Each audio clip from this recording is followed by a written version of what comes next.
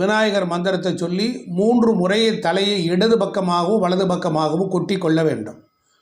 இந்த 3 தோப்பு கொரணை போட்டு வணங்கக்கூடிய முறை அதுதான். ஒரு முறை நிதானமாக வலம் வந்து அமர்ந்து நாம் வந்த நோக்கத்தை விநாயகரிடத்தில் தெரிவிச்சிடணும். ஆமாம். 2வது முறை வலம் வந்து விபூதி குங்குமம் போன்ற பிரசாதங்களை வலது கையில் வாங்கி வலது கையிலேருந்து இடது கைக்கு மாற்றாமலேயே அதை அப்படியே அனுபவிக்கணும், பூசணும். வலம் வரும்போது தெய்வத்தின் நாமத்தை சொல்லி கொண்டு வரணும். ஒரு பெரிய கோயில் இருக்குது, சிவன் கோயில் இருக்குது, பாடல் பெற்ற ஸ்தலம் இருக்குது. அங்கே போனீங்கன்னா முதல்ல ஒரு விநாயகர் இருப்பார், துண்டி விநாயகர் அப்படின்னு இருப்பார். இல்லை என்றால் செல்வ விநாயகர்ன்னு இருப்பார். ஒரு பெரிய சிவாலயத்தில் அந்த விநாயகருக்கு என்ன பெயர் இருக்கிறதோ அந்த பெயருக்குரிய அர்த்தத்தை தான் அந்த கோவில் தரப்போகிறது என்பதை